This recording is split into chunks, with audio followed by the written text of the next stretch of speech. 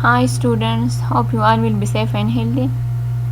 Our today's topic is noun clause. As you know, we have already discussed different types of clauses.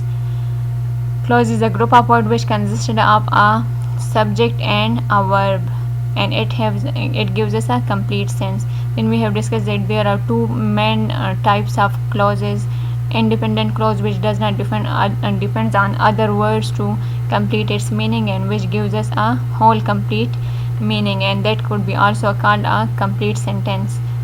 And dependent clause was another type of clause which depends on other words to complete its meaning, and which always needed the main clause to complete its meaning. So here we are discussing noun clause. A noun clause is a subordinate clause used as a noun. Again, it's clear that we have discussed that we have different types of subordinate or dependent clauses, in which noun clause is one of them. A noun clause is a subordinate clause. It is a dependent clause. It is a type of dependent clause or subordinate clause used as a noun, but it acts or its function as a noun in a sentence. Like as an example, as we have discussed noun phrase, so same is the case with noun clause. It also function as a noun in a sentence. Like for example, what you have promised is acceptable. Here you can see what you have promised is acceptable. If we separated this part of the sentence, what you have proposed is acceptable. So here you can see what you, this word you is a subject here, have is a helping verb, and then proposed is a verb. So it consisting of a subject and a verb, and it is dependent on the rest of the sentence. Is again a verb, and acceptable is an adjective. So it means that this part of sentence is depending on the rest of the sentence. What you have proposed, so what is acceptable. So this part of the sentence is a noun clause. What you have proposed, what you have proposed is a noun clause here. Tell me what your marketing strategies are. So here you can see tell me. Here it is a separate part of a sentence, and then what your marketing strategies are. So what your marketing strategies are, this part of sentence is a noun clause here, because it is functioning as a noun in this sentence. Let's discuss it. It would be always begins with such type of words. Noun clause begin with words such as how, that, what, whatever, when, where, whether, which, whichever, who, whoever, whom, whomever, and why.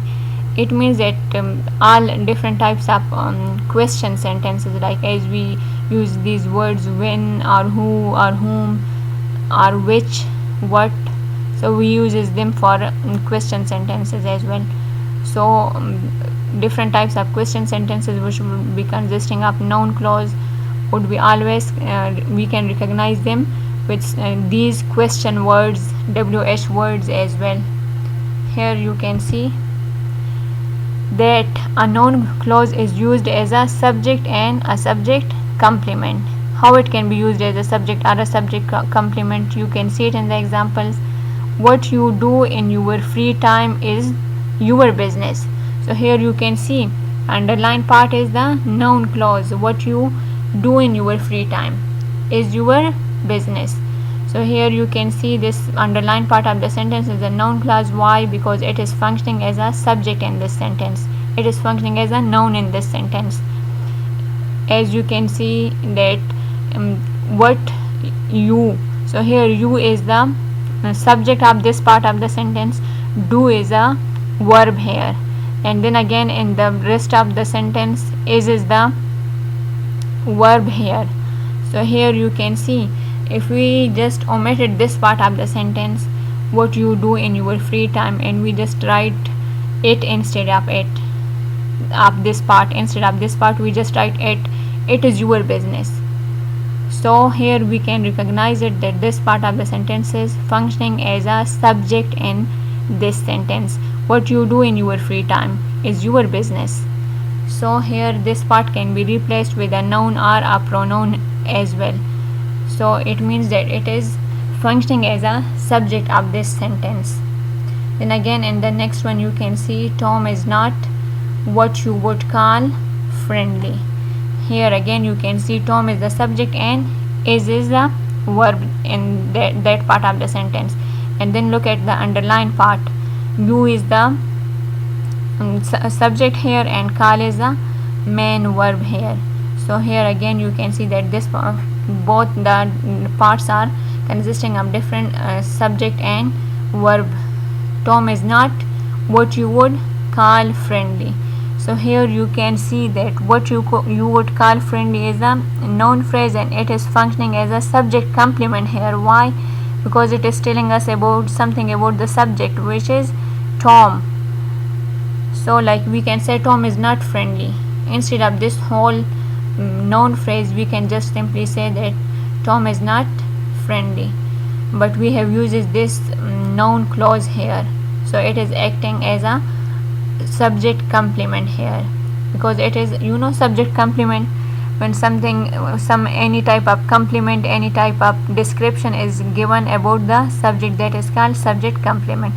So Tom is subject here, and this part of the underlined part of the sentence noun phrase is telling us about the subject Tom.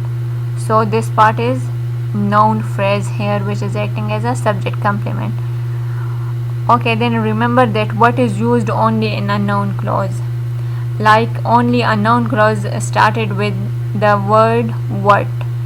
Adjective or adverb clause never started with the word what. Only noun clause started with the word what. As you can see in the above two examples that this noun clause started with the word what here. As an object of preposition and object of verb, a noun clause can also be used as an object of preposition or object of verb as well. As you can see, she said that she was sorry. Here she was sorry is a object here, but it is a noun phrase as well. Noun phrase is used as an object here. She said, what does she said? That she was sorry. So this underlined part is used as an object here. This that is enclosed in brackets because it may be omitted. Like if you just say that she said she was sorry, still the meaning would be clear. So this part of the sentence is a underlined part of the sentence is a noun clause which is used as an object here. Look at another one. I don't worry about what others think. Here again you can see what other things.